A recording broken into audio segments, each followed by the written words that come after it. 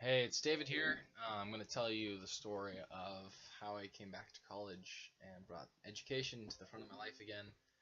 I, oh, the, it kind of started on the day I came back from South Korea from this martial art tournament, kind of vacation. I spent a couple weeks over there, and the day I came back really kind of transformed my life in a number of ways, but mainly in just bringing me back to education and towards an education path that I wanted, which is kind of an alternative education path compared to the 4 year, buried in debt and then work desk job path.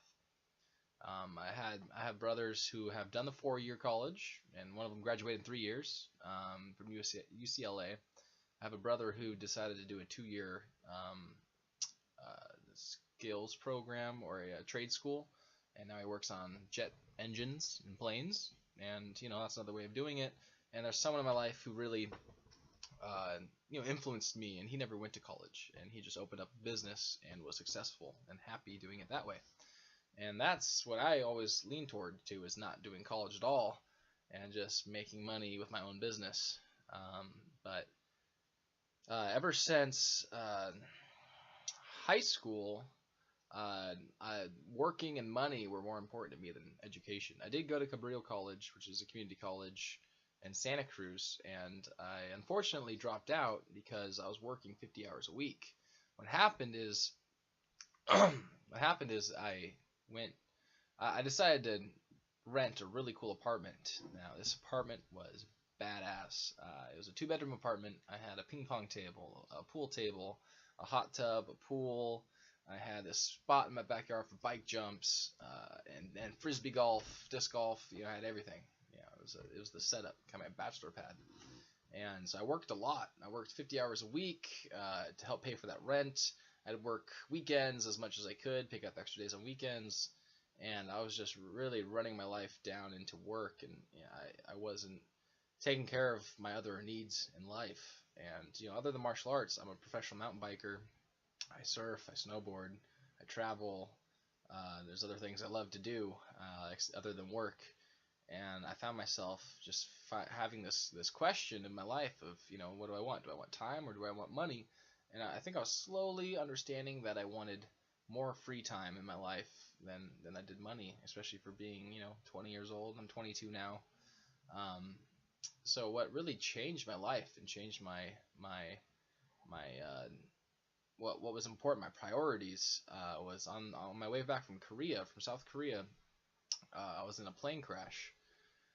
It was a big plane crash. It was a 777 Boeing jet plane with 300 passengers, and we crashed right here in SFO, San Francisco Airport. And it was a day that really changed my life. I'm lucky to be alive and not to have been injured in that crash. 200 passengers were hospitalized. There were casualties. It was a really rough day, and I thought about that day every day for a long time, and it really messed with me.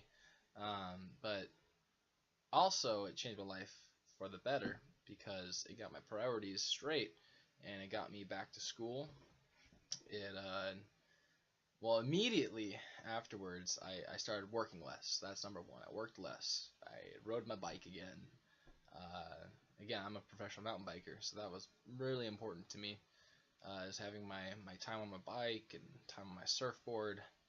Uh, but then again, my long-term goals shifted too, and I decided that 20 years old was too young to just work, and I needed to further. I don't want to stay in a rut. I really wanted to move myself forward and up, and improve my life. And education is really important to me. Uh, so I decided to go back to community college, and I moved here to College of Marin because having a fresh start just really made it easy. And my girlfriend lives up here, and that helped in that decision. And from here, I'm going to SF State to finish my business degree at a 4 year university. And I think that being a student is really what I want to do. Not forever. I can't wait to get out of college, but I think it's very important in my life to get educated, have my degree, have my fun, have my play, my bike, my surfboard, my snowboard, travel the world, and then I can, you know, hit the grindstone and work from there. Um, but that's my story, guys. If you have any questions about the plane crash, you can talk to me in private or look it up on YouTube. It was the Asiana flight 214. There should be plenty for you to research about it if you want to look at it. It's David Schimmel signing off. Cheers.